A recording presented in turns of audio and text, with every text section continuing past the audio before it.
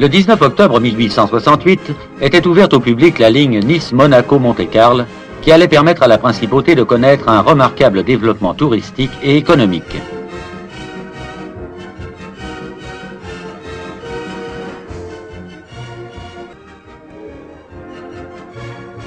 Afin de poursuivre ce développement et de permettre la réalisation du vaste programme d'urbanisme dressé par le gouvernement monégasque, il fut décidé d'abandonner l'ancien tracé de la voie, sensiblement parallèle au bord de la mer, pour passer en souterrain au-dessous de l'agglomération urbaine.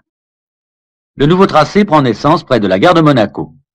Il comprend successivement le tunnel de Sainte-Dévote de 131 mètres de longueur, un pont en maçonnerie de 21 mètres d'ouverture sur le ravin du même nom, et enfin un souterrain de 3056 mètres de longueur qui se développe sous les agglomérations de Monaco, Monte-Carlo, Beau-Soleil et Roquebrune. Les travaux ont été conduits par la SNCF en liaison étroite avec les services techniques de la Principauté.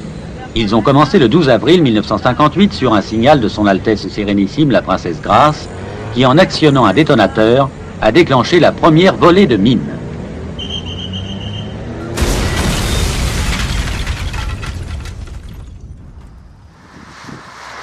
Les travaux de percement des tunnels se sont heurtés à des difficultés d'exécution considérables et ont exigé des dispositions techniques et des méthodes de travail fort différentes, suivant la nature et la consistance des terrains traversés. Pour donner une idée de l'importance des travaux, signalons que dans la construction des souterrains, le volume des déblais extraits a été de 262 000 mètres cubes. Ces déblais ont servi pour une large part à l'édification de terre-pleins gagnés sur la mer.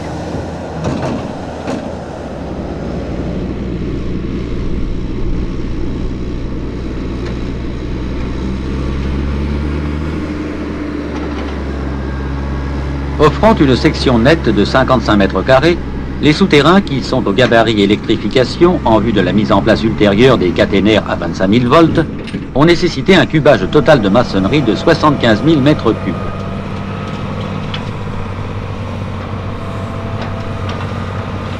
Les deux équipes qui progressaient à la rencontre l'une de l'autre firent leur jonction le 6 février 1964 avec une précision remarquable, l'écart constaté ne dépassant pas quelques centimètres.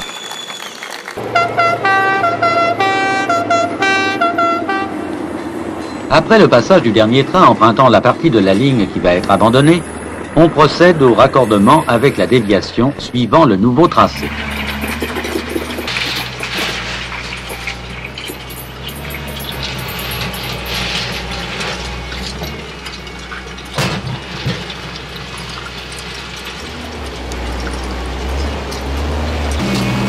La ligne, se trouvant maintenant presque totalement en souterrain, a imposé la suppression de la gare de Monte-Carlo, qui n'était d'ailleurs qu'à 1400 mètres de celle de Monaco.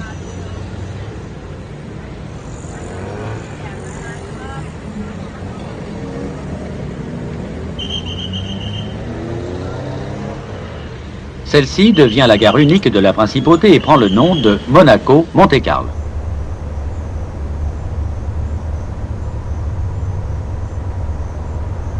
Elle a bien entendu été aménagée en conséquence. L'ancien bâtiment d'aspect vieillot a été démoli et remplacé par une gare de style moderne, conçue par les services d'architecture de la SNCF en accord avec ceux de la Principauté. La nouvelle gare offre aux voyageurs des locaux rationnellement disposés et aménagés et comporte également un salon d'apparat pour les réceptions officielles.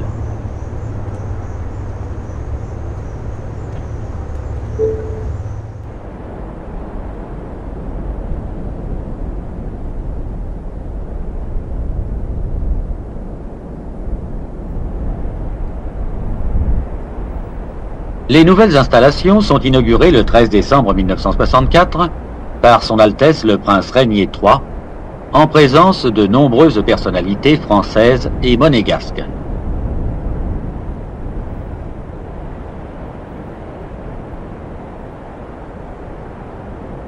Invité à découvrir la plaque commémorant l'événement, le souverain charge de cette mission son jeune fils.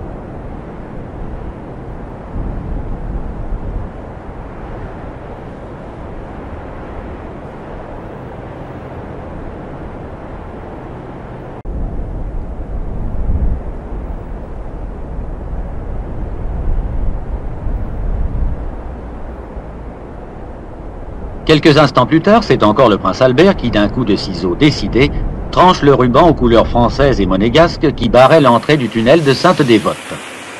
Puis, le cortège officiel ayant pris place à bord de la rame inaugurale, celle-ci s'engage dans le souterrain, consacrant ainsi la mise en service du nouveau tronçon.